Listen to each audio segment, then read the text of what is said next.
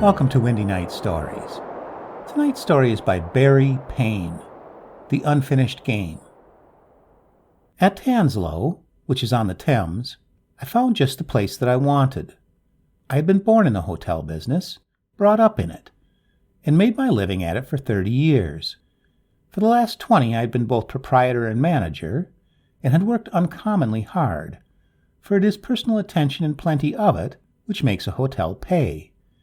I might have retired altogether, for I was a bachelor with no claims on me, and had made more money than enough, but that was not what I wanted.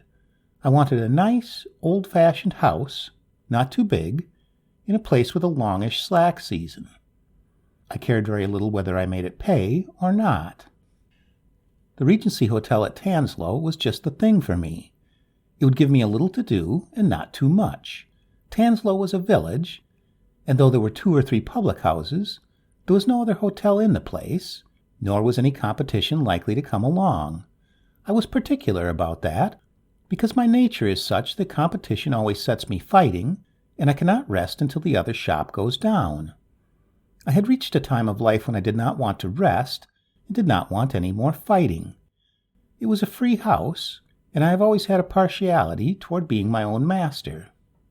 It had just the class of trade that I liked, principally gentlefolk taking their pleasure in a holiday on the river. It was very cheap, and I liked value for money. The house was comfortable, and had a beautiful garden sloping down to the river. I meant to put in some time in that garden. I have a taste that way. The place was so cheap that I had my doubts. I wondered if it was flooded when the river rose, if it was dropping to pieces with dry rot, if the drainage had been condemned, if they were going to start a lunatic asylum next door, or what it was. I went into all these points and 100 more. I found 1 or 2 trifling drawbacks, and one expects them in any house, however good, especially when it is an old place like the Regency. I found nothing whatever to stop me from taking the place. I bought the whole thing, furniture and all, lock, stock, and barrel, and moved in. I brought with me my own head waiter and my man cook, Englishmen, both of them. I knew they would set the thing in the right key. The head waiter, Silas Goodhart, was just over 60, with gray hair and a wrinkled face. He was worth more to me than 2 younger men would have been. He was very precise and rather slow in his movements. He liked bright silver, clean table linen, and polished glass. Artificial flowers in the vases on his tables would have given him a fit. He handled a decanter of old port as if he loved it, which, as a matter of fact, he did. His manner to visitors was a perfect mixture of dignity, respect, and friendliness. If a man did not quite know what he wanted for dinner, Silas had sympathetic and very useful suggestions. He took, I am sure, a real pleasure in seeing people enjoy their luncheon or dinner. Americans loved him, and tipped him out of all proportion.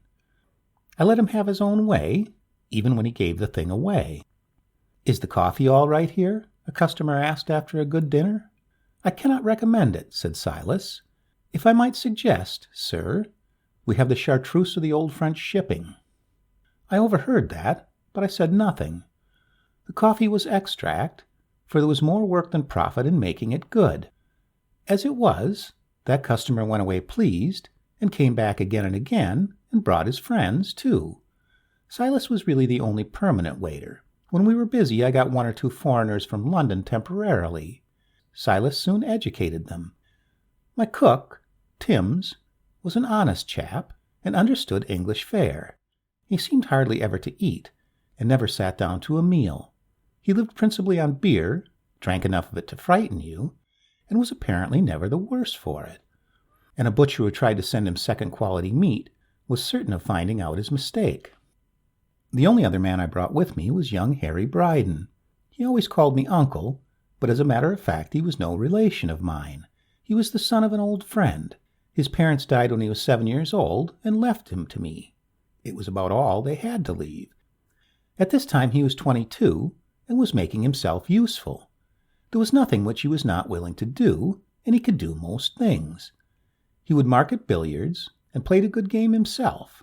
He had run the kitchen when the cook was away on his holiday. He had driven the station omnibus when the driver was drunk one night. He understood bookkeeping, and when I got a clerk who was a wrong 'un, he was onto him at once and saved me money. It was my intention to make him take his proper place more when I got to the Regency, for he was to succeed me when I died. He was clever, and not bad-looking in a gypsy-faced kind of way. Nobody is perfect, and Harry was a cigarette maniac. He began when he was a boy, and I didn't spare the stick when I caught him at it, but nothing I could say or do made any difference. At 22 he was old enough and big enough to have his own way, and his way was to smoke cigarettes eternally. He was a bundle of nerves, and got so jumpy sometimes that people thought he drank, though he had never in his life tasted liquor. He inherited his nerves from his mother, but I dare say the cigarettes made them worse. I took Harry down with me when I first thought of taking the place. He went over it with me and made a lot of useful suggestions. The old proprietor had died 18 months before, and the widow had tried to run it for herself and made a mess of it. She had just sense enough to clear out before things got any worse.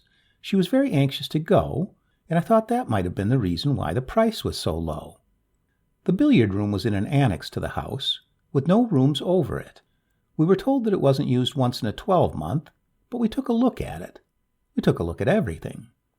The room had got a very neglected look about it. I sat down on the platform, tired with so much walking and standing, and Harry whipped the cover off the table.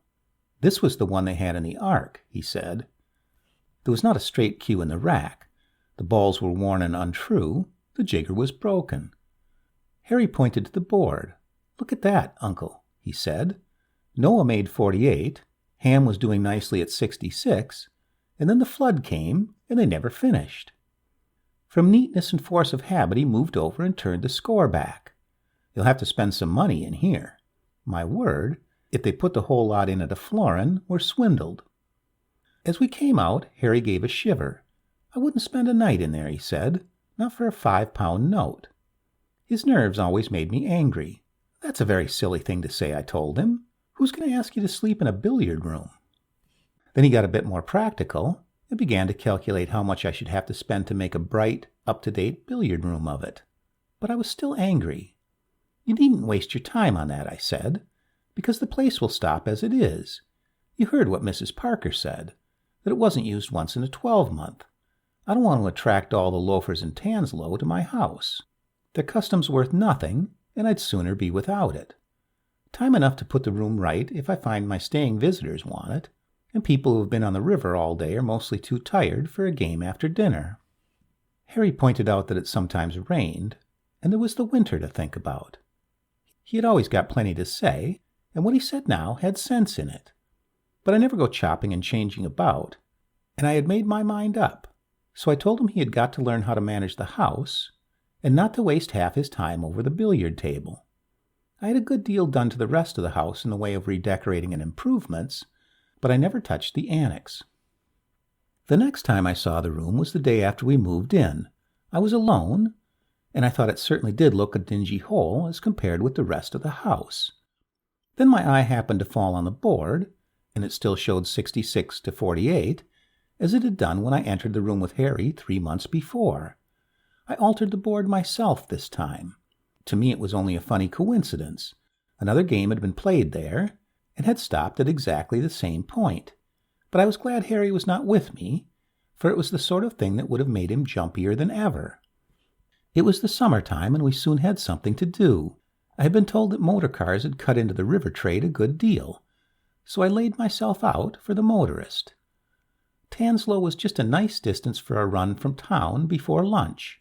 It was all in the old-fashioned style, but there was plenty of choice and the stuff was good, and my wine list was worth consideration. Prices were high, but people will pay when they are pleased with the way they are treated. Motorists who had been once came again and sent their friends. Saturday to Monday we had as much as ever we could do, and more than I had ever meant to do. But I am built like that. Once I am in a shop, I have got to run it for all it's worth. I had been there about a month, and it was about the height of our season, when one night, for no reason that I could make out, I couldn't get to sleep. I had turned in, tired enough, at 10:30, leaving Harry to shut up and see the lights out, and at 12:15 I was still awake. I thought to myself that a pint of stout and a biscuit might be the cure for that, so I lit my candle and went down to the bar. The gas was out on the staircase and in the passages, and all was quiet. The door into the bar was locked, but I had thought to bring my pass key with me. I had just drawn my tankard of stout when I heard a sound that made me put the tankard down and listen again. The billiard-room door was just outside in the passage, and there could not be the least doubt that a game was going on. I could hear the click-click of the balls as plainly as possible. It surprised me a little, but it did not startle me. We had several staying in the house, and I supposed 2 of them had fancied a game. All the time that I was drinking the stout and munching my biscuit, the game went on. Click, click, click, click. Everybody has heard the sound hundreds of times, standing outside the glass-paneled door of a billiard room and waiting for the stroke before entering. No other sound is quite like it. Suddenly the sound ceased. The game was over. I had nothing on but my pajamas and a pair of slippers, and I thought I would get upstairs again before the players came out. I did not want to stand there shivering and listening to complaints about the table. I locked the door and took a glance at the billiard-room door as I was about to pass it. What I saw made me stop short. The glass panels of the door were as black as my Sunday hat, except where they reflected the light of my candle. The room, then, was not lit up, and people did not play billiards in the dark. After a second or two I tried the handle. The door was locked. It was the only door to the room. I said to myself, I'll go on back to bed. It must have been my fancy, and there was nobody playing billiards at all. I moved a step away, and then I said to myself again, I know perfectly well that a game was being played. I'm only making excuses because I'm in a funk. That settled it. Having driven myself to it, I moved pretty quickly. I shoved in my pass key, opened the door, and said, Anybody there? In a moderately loud voice that sounded somehow like another man's. I am very much afraid that I should have jumped if there had come any answer to my challenge, but all was silent. I took a look around. The cover was on the table. An old screen was leaning against it. It had been put there to be out of the way. As I moved my candle, the shadows of things slithered across the floor and crept up the walls. I noticed that the windows were properly fastened, and then, as I held my candle high, the marking board seemed to jump out of the darkness. The score recorded was 66-48. I shut the door, locked it again, and went up to my room. I did these things slowly and deliberately, but I was frightened and I was puzzled. One is not at one's best in the small hours. The next morning I tackled Silas. Silas, I said, what do you do when gentlemen ask for the billiard room? Well, sir, said Silas, I put them off if I can. Mr. Harry directed me to, the place being so much out of order. Quite so, I said, and when you can't put them off? Then they just try it, sir, and the table puts them off. It's very bad. There's been no game played there since we came. Curious, I said. I thought I heard a game going on last night. I've heard it myself, sir, several times. There being no light in the room, I've put it down to a loose ventilator. The wind moves it, and it clicks. That'll be it, I said. 5 minutes later, I had made sure that there was no loose ventilator in the billiard room. Besides, the sound of one ball striking another is not quite like any other sound. I also went up to the board and turned the score back, which I had omitted to do the night before. Just then Harry passed the door on his way from the bar, with a cigarette in his mouth as usual. I called him in. Harry, I said, give me 30, and I'll play you 100 up for a sovereign. You can tell one of the girls to fetch our cues from upstairs.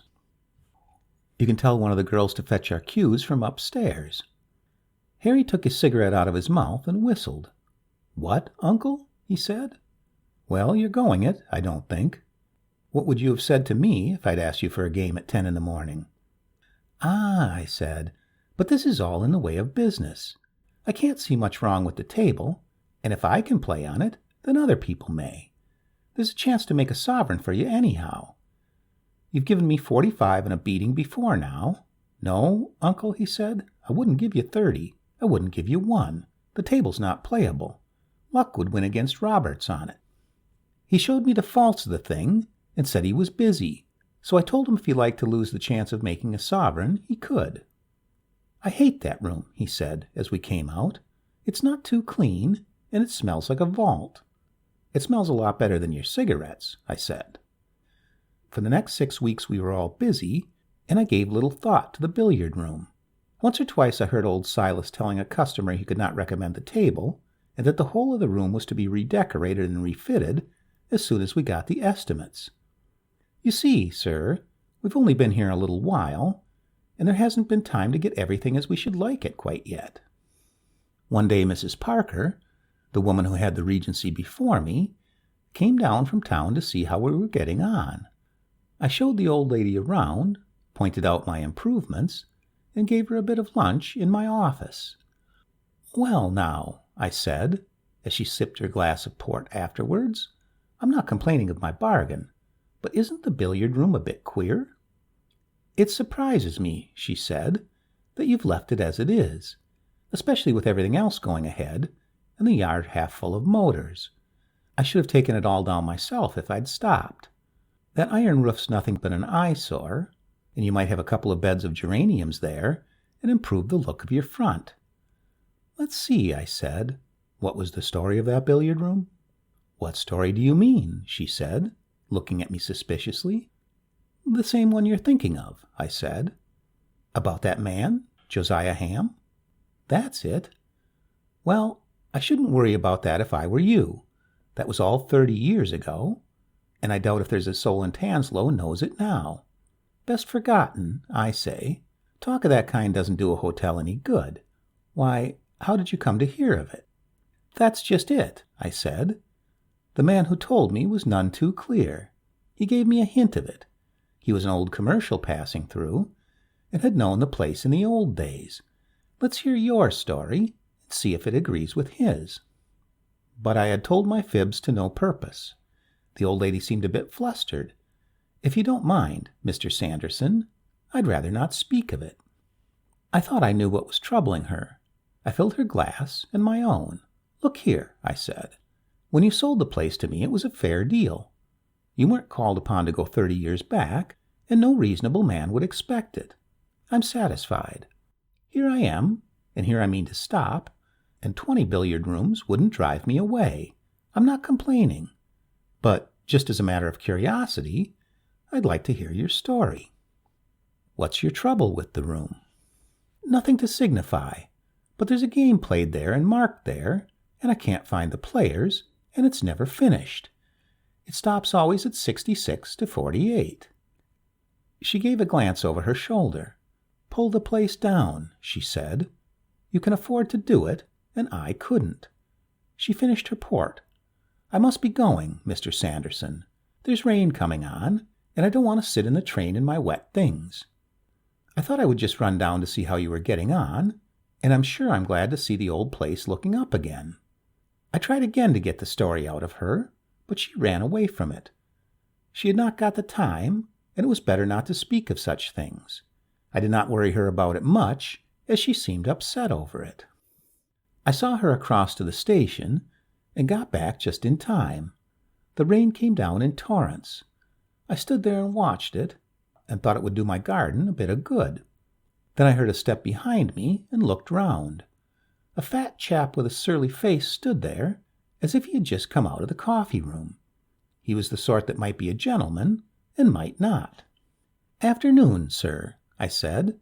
"Nasty weather for motoring." "It is," he said. "Not that I came in a motor. You the proprietor, Mr. Sanderson?" "I am," I said.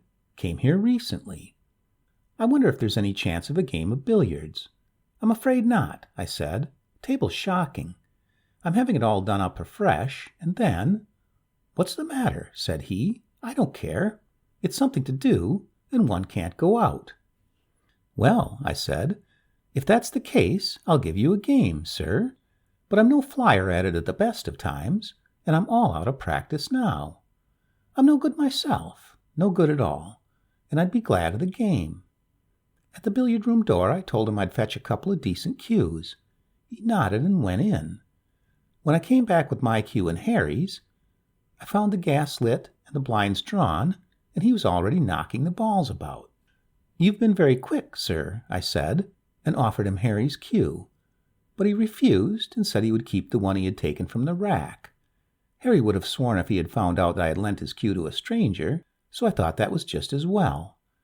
Still, it seemed to me that a man who took a twisted cue by preference was not likely to be an expert.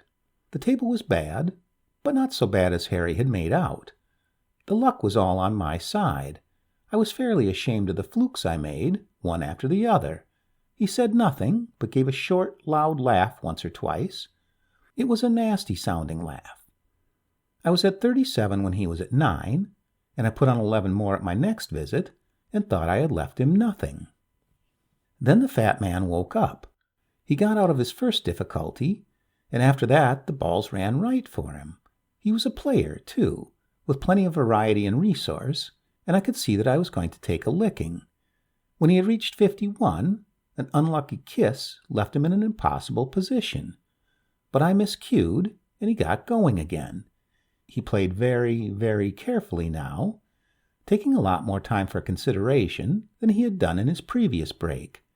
He seemed to have got excited over it and breathed hard, as fat men do when they are worked up. He had kept his coat on, and his face shone with perspiration. At 66 he was in trouble again. He walked round to see the exact position and chalked his cue. I watched him rather eagerly, for I did not like the score. I hoped he would go on.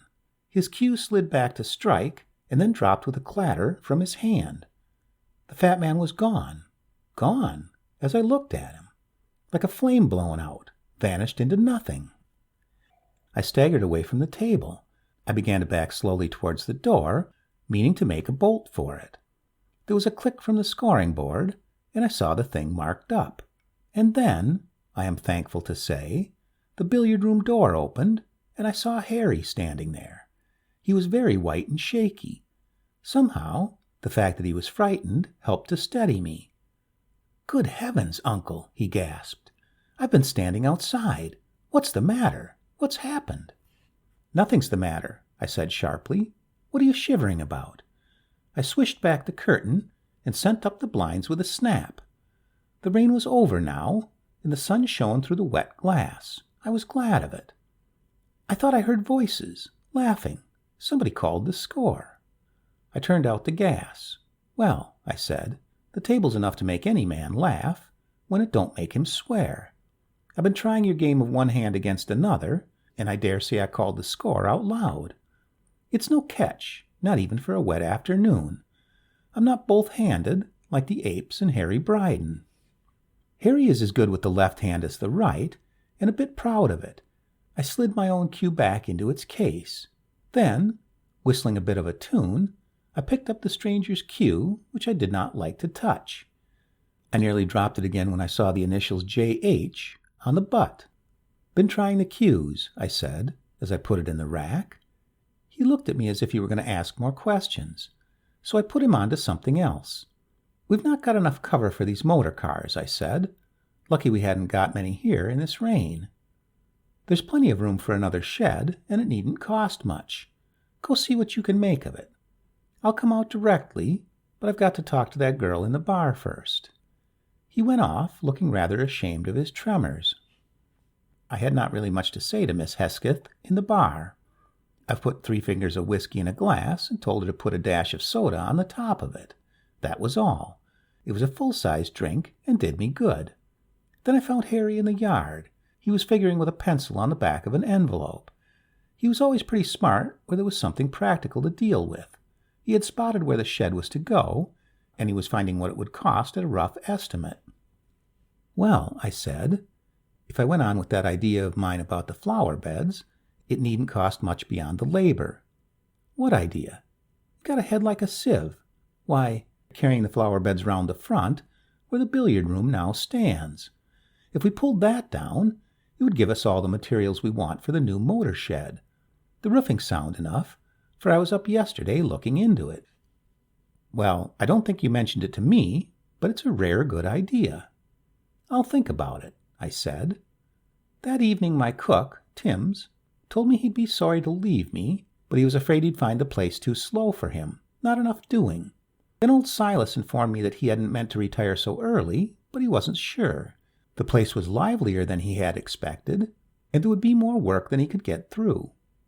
I asked no questions.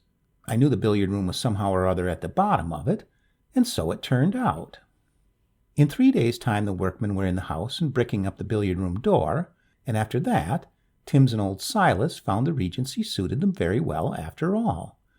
It was not just to oblige Harry or Timms or Silas that I had the alteration made. That unfinished game was in my mind. I had played it and wanted never to play it again. It was no use for me to tell myself that it had all been a delusion, for I knew better. My health was good, and I had no delusions. I had played it with Josiah Ham, with the lost soul of Josiah Ham, and that thought filled me not with fear, but with a feeling of sickness and disgust. It was 2 years later that I heard the story of Josiah Ham, and it was not from old Mrs. Parker. An old tramp came into the saloon bar begging, and Miss Hesketh was giving him the rough side of her tongue. "Nice treatment," said the old chap. 30 years ago I worked here, and made good money, and was respected, and now it's insults. Then I struck in. "What did you do here?" I asked. "Waited at table and marked at billiards." "Till you took to drink?" I said. "Till I resigned from a strange circumstance." I sent him out of the bar, and took him down the garden, saying I'd find him an hour or two's work. "Now then," I said, as soon as I had got him alone, "what made you leave?" He looked at me curiously. "I expect you know, sir," he said. 66, unfinished.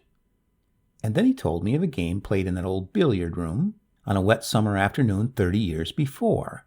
He, the marker, was one of the players. The other man was a commercial traveler who used the house pretty regularly, a fat man, ugly-looking, with a nasty laugh. Josiah Ham, his name was. He was at 66 when he got himself into a tight place. He moved his ball, did it when he thought I wasn't looking. But I saw it in the glass, and I told him of it. He got very angry. He said he wished he might be struck dead if he ever touched the ball. The old tramp stopped. "I see," I said. "They said it was apoplexy. It's known to be dangerous for fat men to get very angry."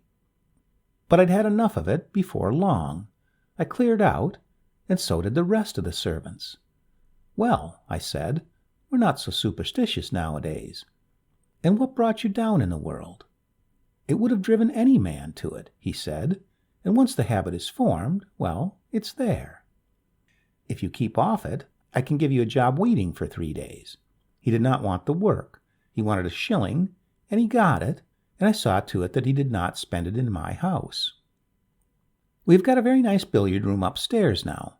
2 new tables, and everything ship-shape. You may find Harry there most evenings. It is all right, but I have never taken to billiards again myself. And where the old billiard room was, there are flower beds. The pansies that grow there have got funny markings, like figures. The end.